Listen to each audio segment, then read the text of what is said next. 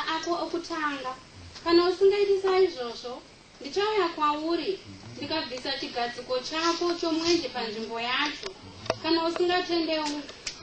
Asi chinhu ichi unacho kuti unovenga mabasa avaNikorite, andinovengawo neniwo. Ane nzeve ngaanzwe zvinoreva mweya kukereke. Anokunda ndichamutendera kuti adye muto woupenyu uri muparadiso yaMwari. Mweya mutsvene uya candlestick iri kutaurwapo. Mweya mutsvene uri kurarama mauri ndo uri kutokuvhenekera mukati umu, ko kana watadza Mwari anosvikobvisa candlestick iya wosara iwe wako opereta munyana usisina mweya mutsvene. Todzokerazve pana Galatians chaziti vhesani inotaura nezvemabasa asina mafruits anoratidza kuti mweya mutsvene watodii, watotama mauri.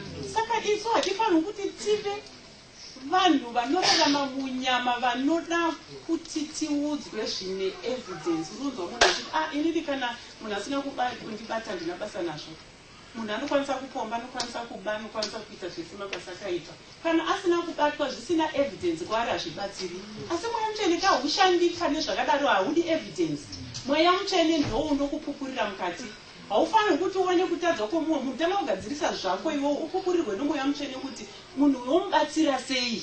Nokuti vanotadza vakawanda, asi tinofanirwa kubatsirana. Iwo mweya mutsvene ngaukuumbe pana Galatians 5 apa urambe uchitenderera pana Galatians 5 uchikuumba uchigadzirisana nevamwe. Ndokuti iwewe nzvimbo yako igadzirwe tigokwanisa kumuka pamuka pechipiri, second resurrection, pasazouya Jesu Kristu achimutsa vakafa.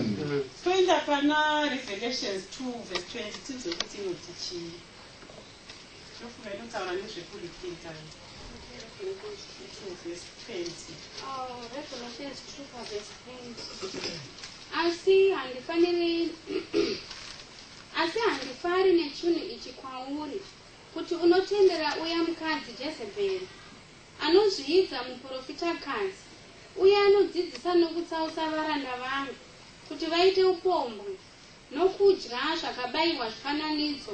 Ndakamupa nguva kuti atendeuke, akaramba kutendeuka pakufeka kwake. Tarira, ndoda kumukandira panhoo nevanoita upombwe naye panhamo huru. Kana vasingatendeuki pamabasa avo, navana vake ndichavauraya norufu. Nekereke dzose dzichaziva kuti ndini ndinonzvera itsvo nemwoyo.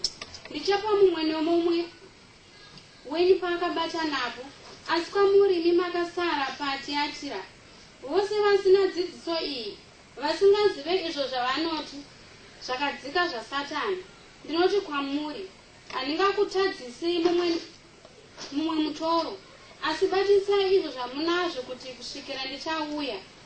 Anokunda achichengeta mabasa angu kusvikira pakupedzisira, ndichamupa simba pamusoro pamarudzi.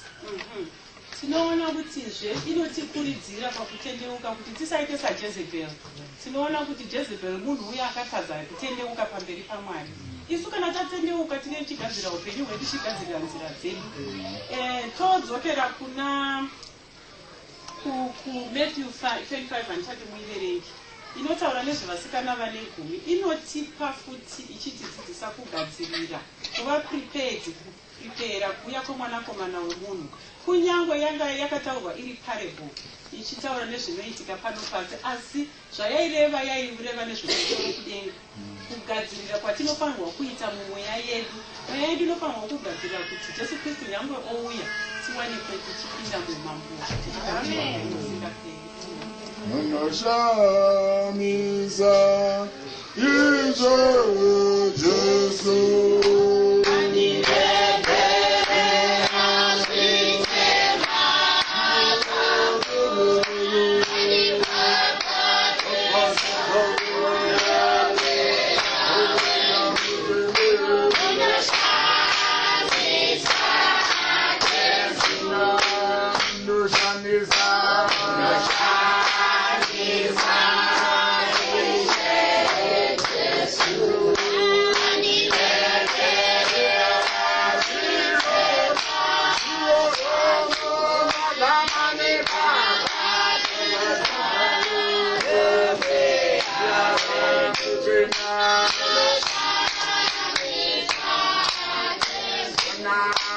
Arriba y